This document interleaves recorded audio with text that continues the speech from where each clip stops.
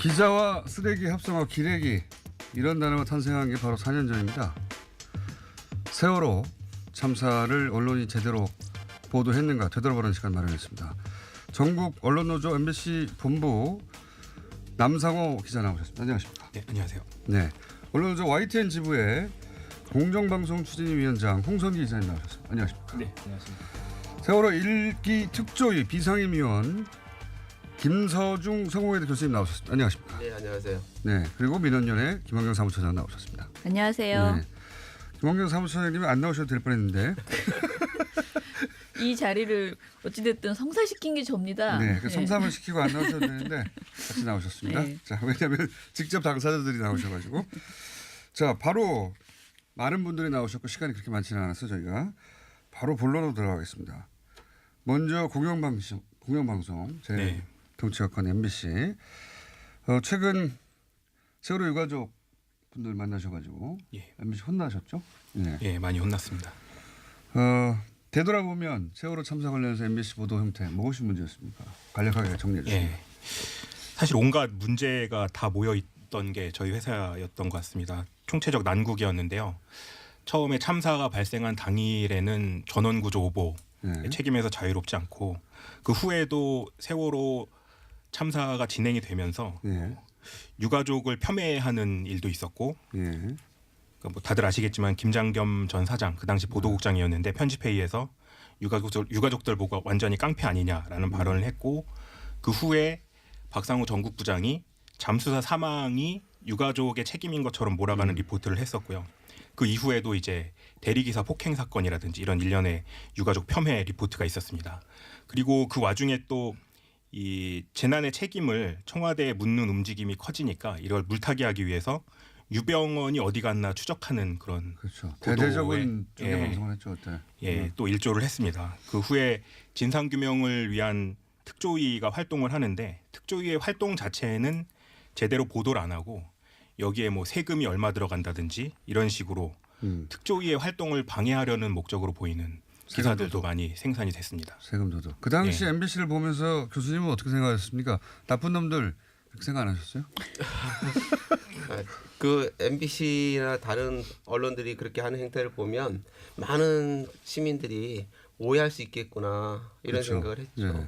유가족 혹은 특조위 쪽을 공격했지 정부 비판은 거의 없었죠 MBC에서. 네, 그렇습니다. 청와대 같은 말은 당시에 사실상 금기어였습니다.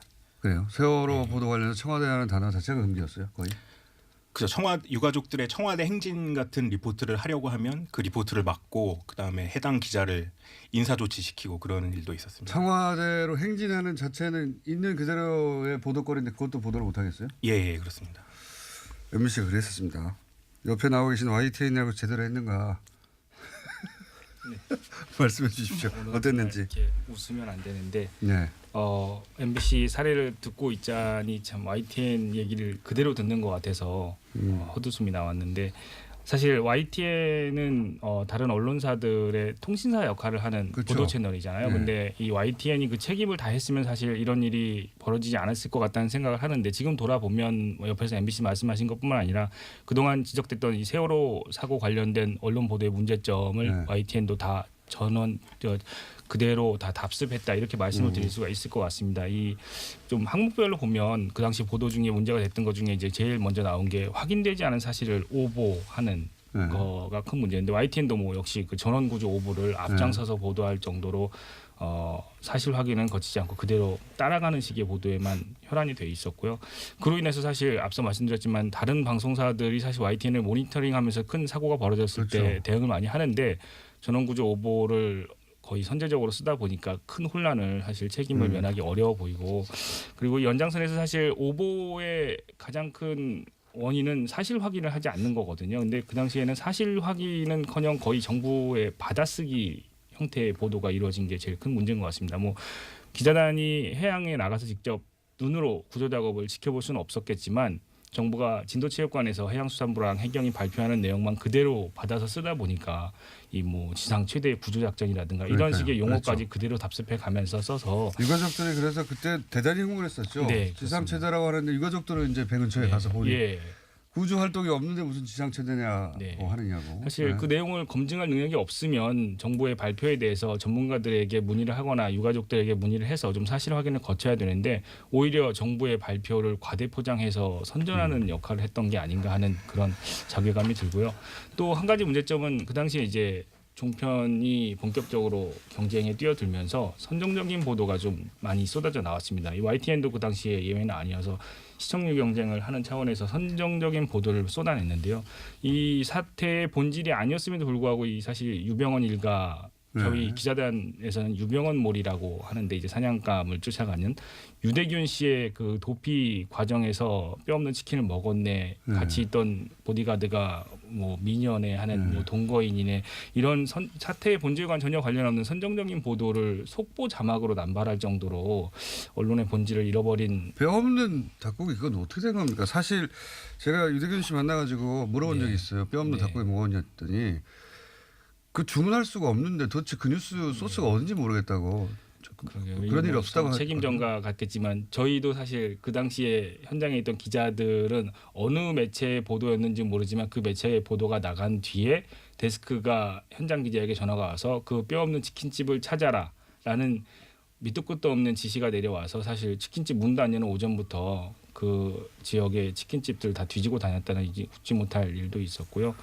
이 선정적인 보도의 더 큰 문제점은 사실 유가족들의 아픔을 보듬어주거나 사태의 본질을 찾아가는 게 아니라 이 보상 문제로 그렇죠. 본질을 흐려가면서 당시 사실 5살 어린이가 가족을 모두 잃는 이런 가슴 아픈 일도 있었습니다. 그런데 이와 관련해서 YTN의 한 간부는 이 앞으로 유가족들 사이에서 보상금 문제가 벌어질 거다. 서로 이 어린이 혼자 남기 때문에 친권 문제를 들이대면서 보상금 다툼이 벌어질 테니 빨리 취재를 해라. 이런 식의 본질에서 벗어난 취재 지시. 그리고 마지막으로 정부 비판에는 정말 눈과 귀를 모두 닫고 받아쓰기만 하면서 진상규명을 하려면 정부의 책임이 어디 있는지를 규명을 해야 되는데 일방적으로 정부 받아쓰기만 하면서 정부 얘기만 나오면 아까 MBC 얘기처럼 청와대의 청자를 꺼내지 못하고 비판을 하지 않는 이런 일이 벌어졌습니다. 마찬가지였네요. KBS하고 종편 혹은 뭐 연합 또 사실 여기서 빠져나갈 수 없지 않습니까? 네. 근데 처장님. 뭐 사실 다 마찬가지고 시간이 없는 관계로 KBS도 뭐 MBC하고 거의 비슷한 수준의 그런 완전 변질된 보도를 계속 했었고요. 특히 이제 가장 화제가 됐던 것은 그 박 전 대통령이 진도체육관 방문했을 때 그 비판하는 목소리, 그 절규하는 목소리 이런 것들을 전부 묵음 처리하면서 오히려 환영하는 것처럼 저는 KBS만 보고 사람들이 어떻게 저렇게 환영을 하나 깜짝 놀랐었거든요. 그런데 이제 다른 방송사나 유가족들이 찍은 영상을 보면 엄청나게 소리를 지르고 그렇죠. 절규하죠, 욕설을 절규. 하고 분노하고 있는데 그런 것들이 이제 전달이 안 됐던 그게 가장 대표적인 것이었고요. 그리고 사실은 종편과의 차이점은 KBS와 MBC는 그래도 유대균이나 이 부분에 있어서는 좀 덜 주목했고요. 그쪽 그 선정적인 보도는 종편이 정말 완전 선도적으로 이끌어갔다. 거기는 왕이었죠, 왕. 예, 그 선정왕. 닭이고 뭐가 하루 종일 그 틀어놓으면은 유병헌 씨의 키부터 그 사람의 말 전 인생을 우리가 다 공부할 수 있었고 모든 강의를 거의 다 들을 수 있는 정부로 가는 시선을 완전히 유병헌 유대군으로 차단했었죠. 예. 잡아 끌었죠. 예. 억지로. 그리고 전체적으로 가장 나쁜 거는 저는 그냥 시종일관 그 유가족을 모욕하고 그리고 세월호 특별법을 그 제정하는 것을 막고 또 특조위 활동을 흔든 이게 가장 큰 나쁜 보도였다라고 생각합니다. 예. 그렇죠. 그 유가족들을 기본적으로 이제 보험금을 노리게 될 사람들. 이건 MBC에서도 그런 보도 있지 않았습니까? 보험금 관련 보도. 예, 그렇습니다. 그 네. 저녁 뉴스에서 그런 소식을 다뤘었던 적이 있습니다. 보험금뿐만 아니고 특히 이제 그 감정을 자극하는 것은 대학 특례 입학을 그렇죠. 노린다라는 네. 그 내용이 두 번이나 유가족들이 아주 주요하게 대단히 특별한 특혜를 받을 것이다. 네. 그리고 KBS 특히 여기 안 계시긴 하지만 오늘은 어차피 모실 수도 없었어요. 칸이 낮아가지고. 근데 KBS가 당시 보도했던 그 팽목항 네. 박 전 대통령 방문 그걸 보고 유가족이 가장 폭발했었어요. 예. 자기들이 그렇게 절규했는데 목소리가 하나도 안 남기고 예. 모든 것이 순조롭고 잘 이루어진 것처럼 보도를 하고 났더니 유가족들은 그래서 지상파를 포함하여 어떤 언론도 믿지 않았어요 그때. 그렇죠. 예. 예. 자기들이 본 것도 그대로 보도되지 않고 대통령이 왔던 장면도 예.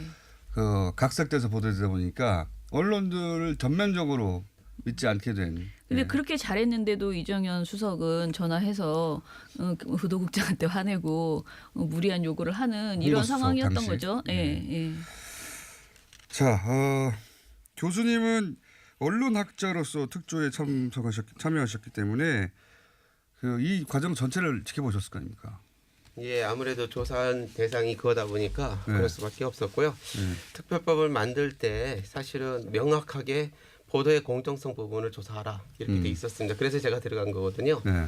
근데 이제 실제 다들 아시지만 결과는 많이 조사 못했어요. 네. 근데 이제 조사를 시작할 때는 저희들이 어떤 의도였냐면 언론이 당시에 보인 그런 많은 오보 왜곡 보도가 속보 경쟁성 이런 문제는 아니다. 그렇죠. 이렇게 봤던 거죠. 어쩔 수 없는 실수가 아니었다. 예. 예. 그러니까 사실은 의도적 왜곡 보도가 있지 않았을까라고 생각을 했고 이제는 좀 많이 밝혀져서 지금 아까 두 분도 말씀하셨지만 사실은 안에서 적극적으로 정부 권력 옹호 보도가 있었던 거죠. 네. 그래서 말하자면 그 과정 그리고 관여한 사람이 누구 그리고 그 사람들의 위법적인 사실이 있으면 처벌까지 네. 해야 한다.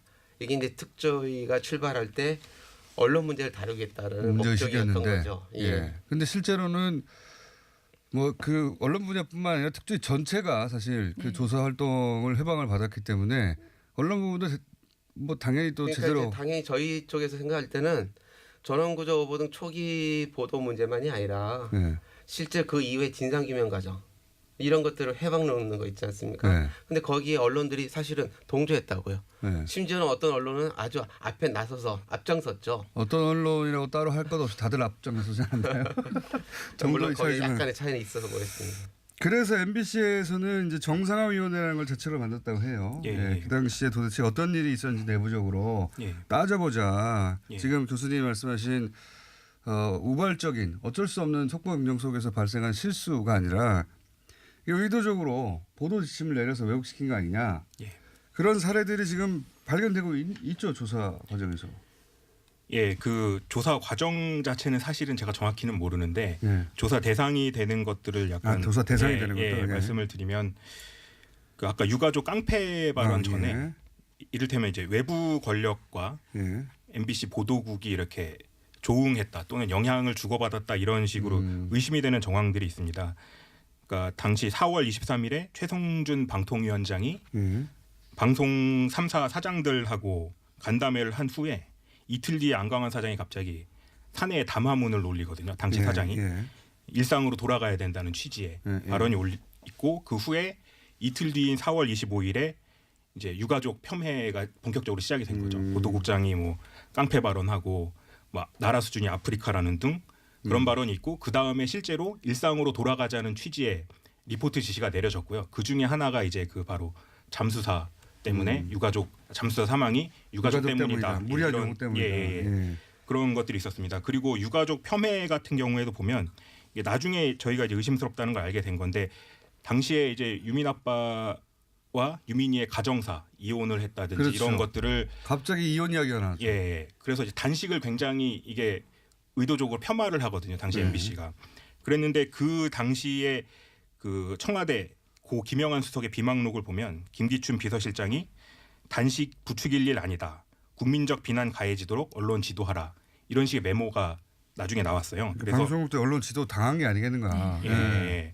그런 것들이 있었고 그 다음에 또 세월호 특조위 아까 뭐 세금 도둑 보도 이런 것도 보면 그 당시에 나중에 이제 청와대 캐비닛 문건 나온 거 보면 뭐 우호적인 언론과 협조해서 특조위의 일탈 행위를 부각해라 이런 메모가 있었고요. 그리고 또 하나는 이제 유가족 발언 중에 박근혜 전 대통령 능지처참해야 된다는 발언이 있었는데 네.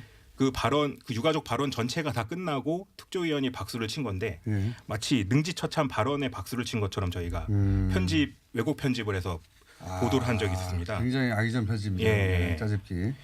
그래서 이것도 그냥 단순히 그냥 내부에서 악의적으로 보도를 해야겠다라고 결정한 건 줄 알았는데 나중에 보니까 이제 그 한 통신 매체 그 뉴스 통신 매체에서 보도를 했는데 보도 사흘 전에 청와대 한 행정관이 허현준 행정관이죠. 예, 자유총연맹 간부한테 이 관련 영상이 있다는 걸 알리고 뉴스가 나가고 나니까 그 뉴스 링크를 보내면서 좀 홍보를 부탁하는 그런 문자 메시지가 오고 갔습니다. 이런 것들을 볼 때 단순히 그냥 잘 보이기 위해서 그 자체적으로 왜곡 편파 보도를 한 게 아니라 외부의 지시나 압력이 있었던 게 아닌가 의심스러운 부분이 많고. 그러니까 요 사안은 청와대 허현준 행정관이 자유촌용맹 간부에게 그렇게 박수치는 영상이 있다는 걸 알려주고, 예. 예.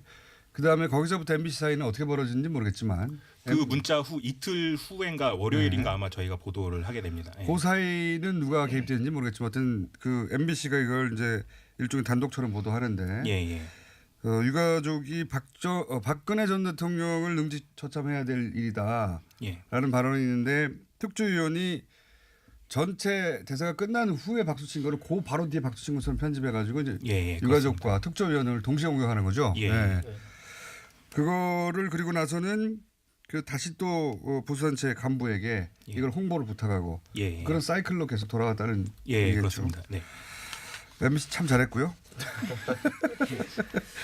자, YTN도 이런 명백히 지시 있었던 게 아닌가 이런 사안은 없습니까 혹시?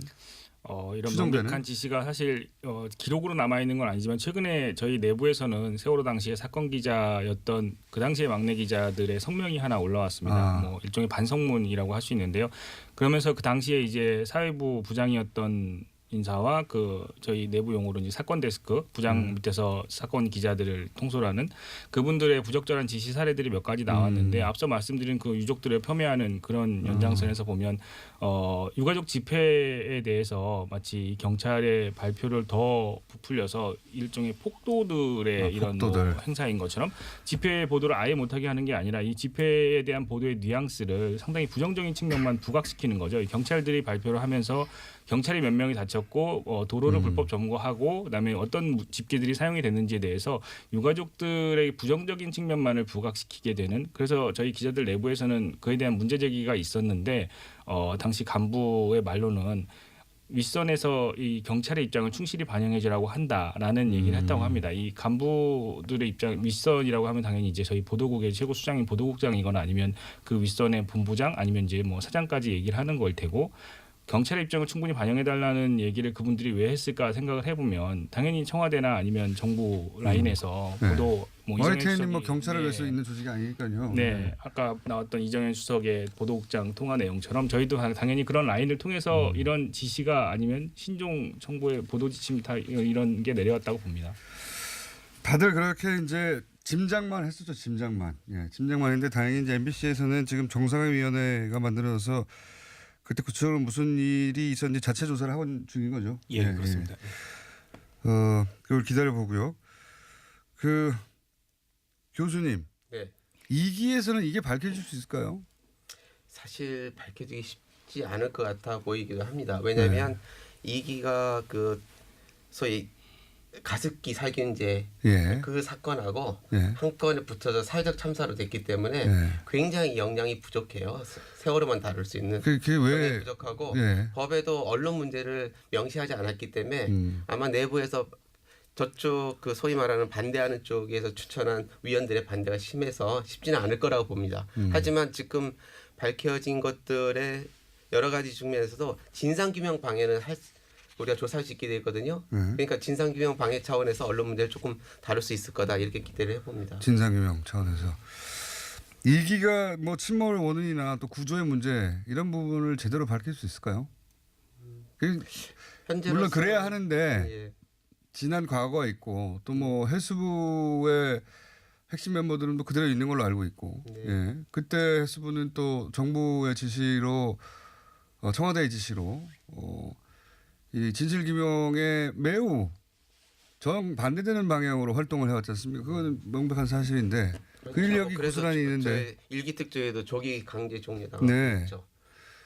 근데 이제 그분들이 어쨌든 그 자리에 거의 비슷하게 앉아 계신데 본인들이 과거에 저질렀던 과오 이걸 어떻게 TBS에서 그 얘기하는지 모르지만 어제 MBC 스트레이트를 보니까 김문홍이라는 사람이 있어요. 사실 현장 책임자였죠. 그 사람이 4년이나 돼서 기억이 안 난다라고 계속 발뺌을 하더라고요. 아마 조사를 해도 그 정도 답변 이상 하지 않을 거고 그렇다면 기록으로 뭔가 입증할 수 있는 게 있지 않는 한은 사실은 밝히기가 쉽지는 않을 거라고 봅니다. 그때 그런 방해 활동을 했던 분들에 대한 법적 책임은 몰라도 최소한 그분들이 누군지 밝히고 2기가 그분들은 피해가긴 해야 될 거 아닙니까? 그 점에서 보면 일기 때 청문회 때 네. 누가 어떤 책임이 있는가 대충 사실은 밝혔거든요. 네. 근데 그 당시 언론들이 하나도 보도도 안 했어요. 생중계는커녕 맞습니다. 보도조차 안 했습니다. 저는 봤습니다. 예. 그래서 나중에. 아마도 이기 활동을 통해서는 그 정도는 충분히 밝혀지고 알려지지 않을까 그런 기대는 해볼 수 있겠네요. 예를 들어 침몰 원인에 관해서 해양 플랜트 연구소라든가 또는 대법원에서 기존의 검경합동수사본부의 발표를 대법원에서 받아들이지 않았지 않습니까? 결론을. 그러니까 뭐 고박 문제라든가 급변치 문제라든가 조탄 미숙이라든가 뭐 평행선 문제 이런 거에 복합적인 원인이라고 당신은 발표했고 여론조사를 최근에 해보면 국민들이 기억하는 건 그거밖에 없어요. 예. 원인은 알 수 없지만 갑자기 소위 이제 자동차로 치면 핸들을 틀었는데 그럼 짐이 무겁고 그래가지고 넘어진 거 아니냐 네. 이렇게들 기억하고 있거든요. 대대적으로 그렇게 보도했기 때문에. 근데 대법원이 그 원인에 대해서 받아들이지 않았고 침몰 원인은 알 수 없다. 그걸로는 설명이 안 된다. 실제 당시에 그 선박 플랜트 해양 선박 플랜트 연구소인가요? 거기서 실험했는데 숨겼다는 거 아닙니까?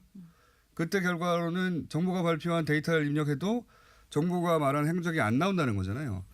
그러면 이제 완전히 새로운 원인에 대한 침몰 원인에 대한 조사가 이루어져야 되는데 대법원의 결론도 그리고 숨겨졌다는 것도 오랫동안 보도가 되지 않았고 예. 그리고 최근에 네덜란드에서도 비슷한 실험을 했는데 결과들은 안 나왔죠. 네. 그러니까 정부가 발표한 원인이 아닌 것으로 수정된다. 이게 자체가 알려지지 않았어요. 근데 세월호와 관련된 건 다 알려지지 않았어요. 그러니까 재판 결과도 알려지지 않았고 어제 이제 스트레이트 보면서 생각한 건 그 사람들이 지금 어떻게 살고 있는가 정말 책임져야 되는 사람들이 보니까 너무 잘 살고 있잖아요. 아무런 예, 정말 뭐 법적 도덕적 어떤 것에서도 문제가 없더라고요. 오히려 잘 살고 있더라고요. 그렇죠. 진짜. 범죄 은폐한 예, 그래서 수산 공범인데. 그러니까 이게 우리 언론 문제니까 돌아와서 얘기하면 네. 일기 특조위에서 사실은 정부가 가장 중요하게 생각했던 AIS라는 예. 항적도 예. 그게 틀렸다.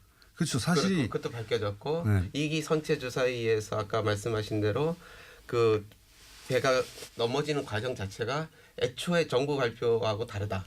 이게 밝혀졌잖아요. 그 두 가지가 밝혀졌다는 자체가 안 알려졌어요. 그러니까요. 예. 그런데 이제 지금 KBS, MBC 공영방송이 정상화되고 YTN도 지금 힘들긴 하지만 곧 정상화될 거라고 기대를 한다면 앞으로 2기 특조위에서 그런 것들 정리하고 발표하는 내용들이 잘 알려지면 일반 대중들도 예전과는 다르지 않을까 그런 기대를 해봅니다. 지금 말씀하신 예를 들어서 정부가 대대적으로 얘기했던 AIS 항적도 이게 1기 특조위 때 그 공청회나 등등을 통해서 그 담당했던 그 회사의 전문가들이 나와서 이게 규격상으로는 존재할 수 없는 AIS 데이터다. 한마디로 말해서 AIS가 틀렸고 누군가 손을 탔다 이런 얘기거든요. 그런 얘기 밝혀졌는데 그러면 굉장히 충격적인 내용이잖아요. 정부가 발표한 AIS 데이터 이게 누군가 만졌단 말인가? 대대적으로 보도돼야 되는데 보도가 안 됐어요. MBC와 YTN은 뭐 했습니까? 일단 드릴 말씀이 네, 없습니다. 한번 박치기 하고. 어디 쫓겨나 있으셔서. 그렇죠. 쫓겨나 계셨겠죠. 이 정부 발표 AS가 틀렸다는 얘기는 특조위 1기에서 사실상 결론에 네. 도달한 내용인데 그렇다면 어떻게 조작되었다는 거냐, 손을 탔다는 거냐 이것까지 세세하게 나가지는 않지만 못했죠. 예, 정부 발표 내용이 규격상 존재할 수 없는 것이다라고까지 나갔거든요. 근데 그것도 묻혔죠. 예, 그것도 묻혔고 말씀하신 대로 이런 사실을 보도해주지 않으니까 어떻게 합니까? 네. 그래서 그나마 KBS, MBC 정상화가 지금 그나마 이제 됐고 YTN은 아직 좀 문제가 많지만요. 돼서 조금씩 변하고 있는 것이 다행이다라고 저는 성에 안 찹니다. 어제도 다시 한번 스트레이트를 보면서 좋지만 또 좀 더 했으면 왜 지금 세월호가 이제 4주기를 맞는 상황에서 MBC가 이제 정상화됐는데 제가 생각했던 것보다는 여전히 아직도 이렇게 조금 더 나아가는 보도들이 나오지 오래 못해서 쉬어가지고요.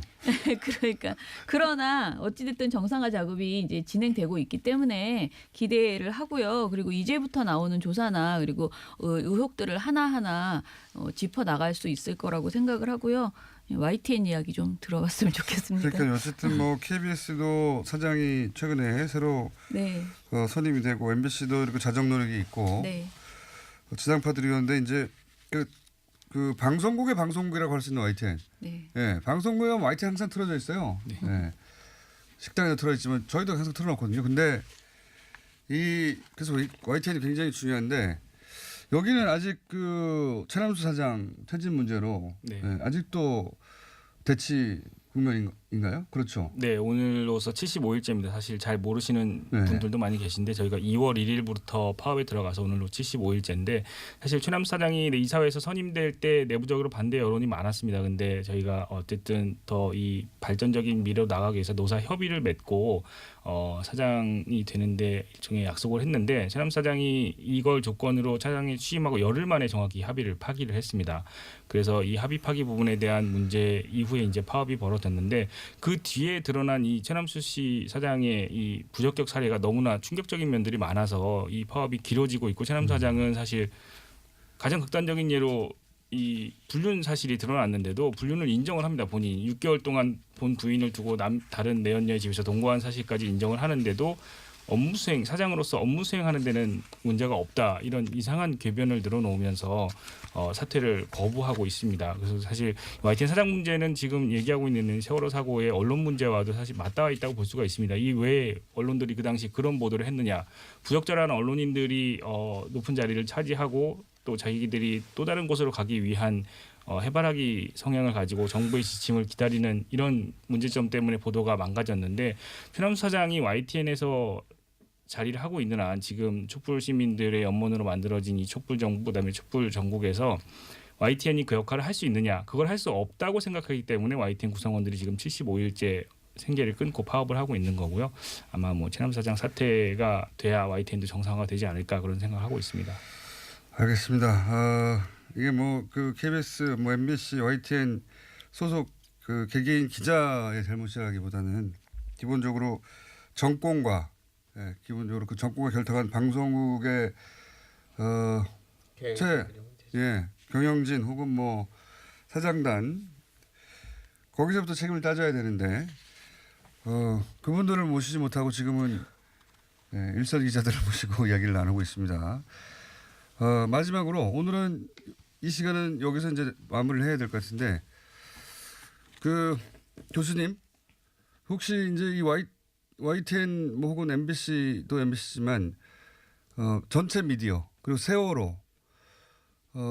세월호를 다룬 미디어 전체를 보시면서 느낀 점이 많으셨을 거 아닙니까? 굉장히 그리고 너무 답답하셨을 것 같은데 그때는 사실은 우리가 다 알다시피 권력에 의해서 장악되기도 하고 부역하는 언론인들이 밑에 현장 언론인들을 억압한 게 있었잖아요. 네. 그런 점에서는 지금 KBS, MBC 정상화를 통해서 많은 부분 바뀌고 있고 또 YTN도 달라질 거라고 또 기대하고 그리고 실제 그 어려운 와중에서도 기울어지는 운동장이라고 불릴 정도의 소수이지만 올바른 목소리를 냈던 언론들이 있습니다. 그런데 이제 중요한 거는 이렇게 변화의 가능성은 보이는데 제가 보기에는 그 독자와 시청자가 제대로 하지 않으면 이게 지속되기 어려울 거다 이런 생각이 듭니다. 독자와 시청자는 어떻게 해야 되는 겁니까? 저는 옥석을 가려서요.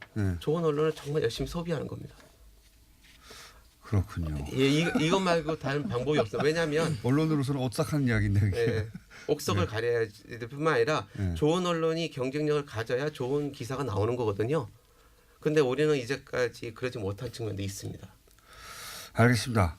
혹시 민원연에서 하실 말씀 없습니까? 저는 뭐 그 세월호는 우리가 그동안 정말 30몇 년 동안 언론 문제를 가지고 고발하고 이렇게 싸워왔지만은 총집합도 총집합. 예, 공영방송 틀이고 모든 방송의 문제점, 그러니까 언론이 잘못됐을 때 우리가 얼마나 큰 것을 잃을 수 있는지 단적으로 보여주는 정말 우리 사회 전체가 언론 문제를 학습하는 엄청난 일이었다라는 생각이 들어요. 그래서 늘 말씀드리지만 그 문제를 온몸으로 알려주신 유가족 그 분들께 다시 한번 감사드리고 죄송하고 앞으로 저희가 언론을 바로 잡아서 진짜 뭐 진상 규명과 재발 방지 이 모든 것을 해나가야 되겠다라는 말씀을 드립니다. 자, 오늘은 여기까지 듣고 저희가 이 세월호 관련해서는 계속해서 관심을 한동안은 최소한 네. 집중적으로 가져갈 생각입니다. 그래서 다시 모실 그날까지 그날 기약하고 오늘 여기서 인사를 맺어야 되겠습니다. MBC의 남상호 간사님 나오셨고, 예. 그리고 YTN 지부의 홍선기 위원장님, 세월호 일기 특조위의 성공회대 김서중 교수님, 네. 그리고 민원위원회 김원견 사무처장이었습니다. 감사합니다. 감사합니다. 감사합니다.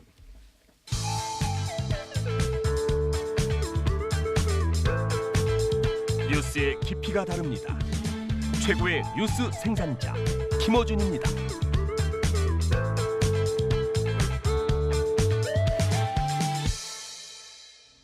이 시간 스쿨전을 자, 저희가 미니로 연결했다가 시간이 부족해서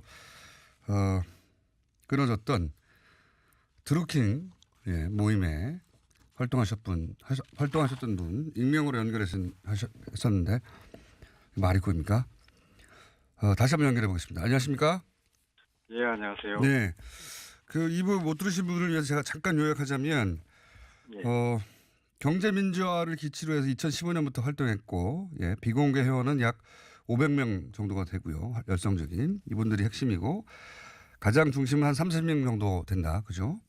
예. 예. 그리고 송화 비결 자미두수 같은 예언서 또는 뭐 사주책을 기반으로 한 말을 많이 했고, 그 예언도 자주 했는데 예를 들면 일본 대지진이 나면 날 것이고 피난민들이 한국으로 올 텐데 그러면 개성공단을 자신이 받아서 일본 피난민들을 거기 정착시키고 공동체를 만들겠다 이런 말도 했다는 거죠.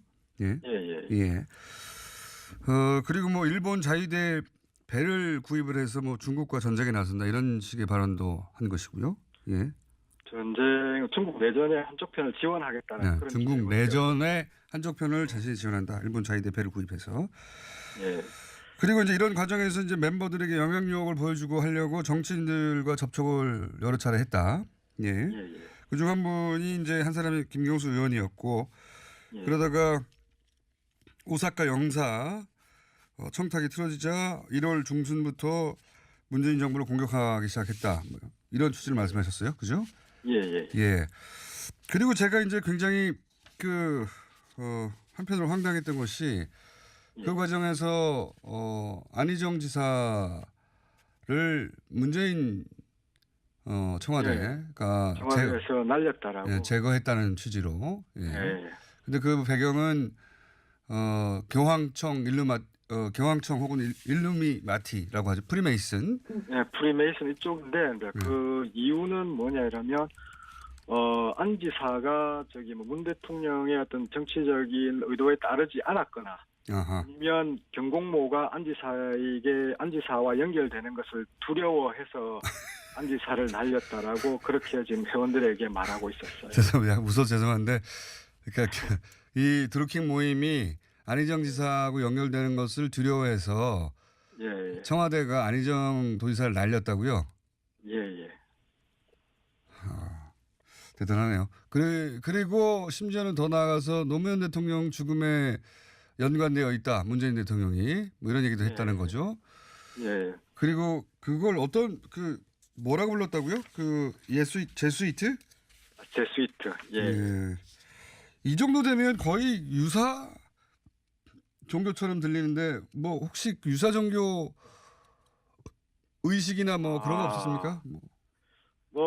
이분이 이제 그렇게 주로 기반한 게 뭐냐면 송화비결, 자미두수, 그 다음에 티벳 사자에서 여주 선생 저성문답 이런 것들에 기반해서 이렇게 자기 많이 풀었습니다. 그리고 뭐 국목모 회원들에게는 옴마니 파드메 훔이라는 육자 대명왕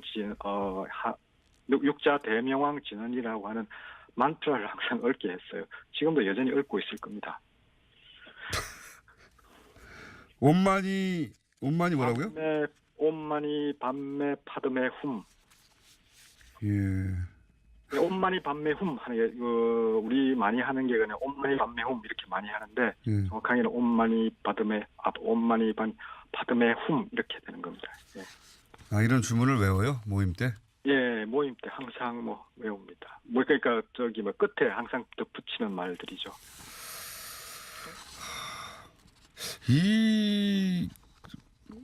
모르겠습니다. 그 안에 들어가면 어떻게 생각하게 될지는. 예. 이게 정상적인 사고를 하는 것 같지 않은데 어떻게 모임 유지될 수가 있었습니까? 이게 뭐 생각보다는 처음에 초창기에는 우리가 굉장히 뭐라 그랬죠? 뭐 이렇게 이상적인 형태로 출발을 했었어요. 예. 근데 이게 경제 대공황이 오지 않고 일본 대침몰의 어떤 예언들 이런 것들이 이렇게 실현되지 않자. 그렇죠. 예언이 맞지 않겠죠. 당연히. 예. 그렇죠. 그 지도력과 영향력을 유지하기 위해서 여러 가지를 많이 투입을 했죠. 그리고 우리가 이렇게 처음 입회할 때부터 우리 전신 사진을 다 찍어요. 그리고 실거주지를 항상 공개하도록 합니다. 그래서 뭐 이탈하거나 아니면은 조직에 어쨌든 위해를 가하게 되면 반드시 보복할 것이다라는 어떤 그런 정보도 주고요. 그래요? 예. 그리고 또 강력한 것은 뭐냐면 항상 이렇게 등급제로 이루어져 있어요. 그러니까 예. 사람들을 철저하게 심사해서 열린 카페에서는 3등급 정도, 내부 수문 카페에는 4등급 정도, 그리고 그 위에 스텝을 두고 단계로 사람들을 계속 추려냅니다. 충성도라든지 신뢰도라든지 인륜적 성향들 이런 것들을 통해서 추려내기 때문에 내부 충성도는 굉장히 높습니다. 아직까지도 지지하는 사람들이 굉장히 많을 겁니다. 그 내부 500여 명 중에는 예, 아직도 많을 겁니다. 그래서 이제 이 인터뷰를 응한 이유도 사실은 제가 그 내부 경공모 회원들에게 드리고 싶은 말들이 있어서 이 인터뷰를 응했어요. 어떤 말씀을 하시고 싶습니까? 이게 제가 한 2분 정도 걸리는데 제가 그냥 글을 적어 보았습니다. 그러면 됐습니까? 그 2분을 다 읽기는 시간이 부족하고요. 1분 정도로만 좀 줄여주십시오. 핵심만. 일단은 그 미래에 이루어질 이상적인 공동체를 꿈꿨던 우리, 그리고 경제 민주화를 이루는데 보탬이 되는 뜻 있는 정치인을 후원하며 나름 의미 있는 일을 한다 여겼습니다. 그런데 어느 순간부터 목적이 수단을 정당화하는 것을 넘어 반사회적인 집단이 되어갔습니다. 피폐한 현실에 절망하여 좀 더 나은 미래를 위한 간절한 바람으로 모였던 우리가 처한 작금의 상황을 한번 돌아봅시다. 문 대통령, 김경수 의원, 윤건영 상황실장이 재수입됨을 믿게 되었고, 노무현 대통령의 죽음에 문 대통령이 관련 또는 최소한 방기의 책임이 있다는 말을 거부감 없이 듣고 있었고, 안희정 지사의 밑에는 청와대 재수이터의 사주라는 말에 공감을 보냈습니다. 또 대지진에 의한 일본 침몰과 해상자위대의 함선을 접수한다는 계획에 고개를 끄덕이고, 개성공단을 우리가 접수하여 운영할 것이라는 청사진에 아무 의심 없이 지지를 보냈습니다. 얼마 전까지만 해도 우리는 북한과 미국의 무력 충돌이나 일본 대지진으로 평창 동계올림픽은 결코 열리지 않을 거라는 그 예언을 믿었습니다. 경공모 회원 여러분, 우리가 믿었거나 믿고 있는 것들을 한번 돌아봅시다. 일베나 태극기 부대도 믿지 않을 이야기를 믿고 있는 괴물이 된 우리가 보이지 않나요? 경공모 회원 여러분께 간절히 호소드립니다. 부디 거짓 선지자의 허황된 꿈에서 깨어납시다. 그가 진정 자미두수의 달인이라면 어찌 지금의 자신의 구속 사태와 안희정 지사의 추락을 예측하지 못했단 말입니까? 네, 알겠습니다. 오늘 여기까지 듣겠습니다. 그러니까 지금도 그 모임에 있는 열성적인 500여 명에게 한때 참여하셨던 분들은 이제 말씀하시는 거죠. 예. 네. 알겠습니다. 오늘 여기까지 듣고요. 조만간 다시 한번 모셔야 될 것 같습니다. 오늘 말씀 감사합니다. 예. 드루킹 모임, 경제적 공진화 모임의 한 회원이었습니다.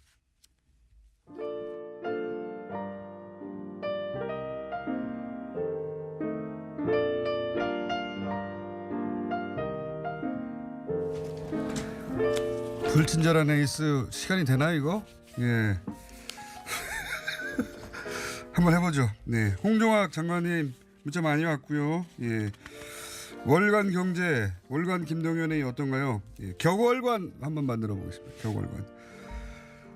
그 외에 세월호와 관련된 문자 많이 왔고, 그리고 드루킹, 저도 충격적이었습니다. 듣다 보니 상상을 초월하는데 드루킹 관련 문자도 굉장히 많이 왔습니다. 드루킹 관련해서는 저희도 계속 취재를 해보겠습니다. 여기까지 하겠습니다.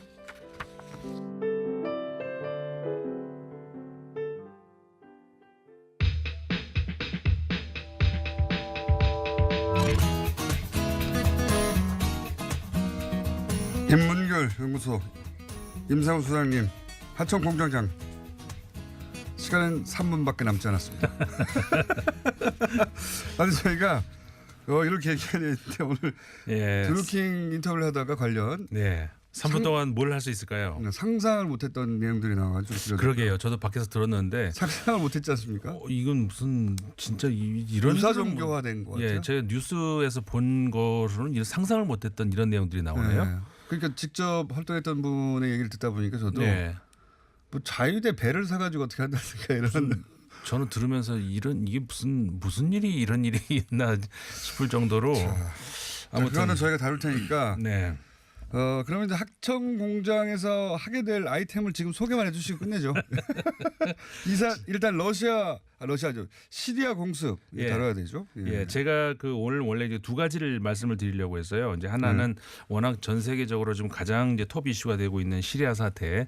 여기에 대해서 지금 미국의 공습이 있었잖아요. 그렇죠. 그러면서 이제 러시아를 지지하는 국가들, 미국을 위시한 서방을 지지하는 국가들로 전 세계가 러시아, 이란, 시리아, 중국까지 해서 중국까지. 이렇게 쫙 전 세계가 나눠져 버렸어요. 세계 3차 대전 양상이에요. 그렇게 벌어진다는 게 아니라 네네. 하여튼 대결 구도가. 그렇죠. 이제 그렇게까지 가지 않겠습니다만 어쨌든 간에 그런 신냉전이다 이런 얘기까지 많이 나오고 하는데 과연 신냉전이라고 우리가 부를 만한 일인가라는 이런 이야기인 거를 좀 우리가 이제 생각을 해봐야 되고 특히 이제 우리 조만간 북미 정상회담도 있고 그 앞서서 이제 우리 남북 정상회담이 있고 하는데 우리 한반도의 영향이 과연 있겠는가 이런 것도 우리가 생각을 해봐야 됩니다. 왜냐하면 시리아의 그 공장을 공습했는데 그 공장에 이제 북한 쪽에서 파견한 기술자들이 있었다는 식의 보도가 있는데 확인은 되지 않고 있습니다. 사실. 예, 그렇죠. 화학 무기가 사용됐는지조차 아직 정확하게 확인이 안 되고 있어요. 근데 제 생각에는 화학 무기는 사용된 것 같아요. 뭐 어쨌든 그런 이야기들이 이제 많이 있어가지고. 왜냐하면 공장을 때렸는데 공장에서 그 공습한 공장 거기서 뭐가 화학 물질이 터져 나와가지고 인근 주민들이 또 피해를 볼 수도 있어야 하는데 그런 건 없다고 제가 잘못 하고. 이해했는데 저는 화학 공격이 있었는가 하는 그 말씀이신 줄 알고 화학 공격이 있었느냐 거기가 실제 공장이었냐 이것도 100% 확인된 건 아니고 추정하는 분들이 있는데 있었을 것도 같고요. 그래서 그 이야기가 하나가 있었고 또 하나는 제가 또 이거는 아마 하나는 시간이 없습니다. 다음 시간에 아마 말씀을 드릴 수 있을 것 같은데 지금 프랑스에서 큰 파업이 있잖아요. 지금 그 3개월을 지금 바라보고 있는 파업인데 이게 지금 그냥 단순한 그 파업 이런 게 아니라 프랑스에서 전통적으로 가지고 있는 그 리버럴리즘에 대해서 공공성에 대한 그런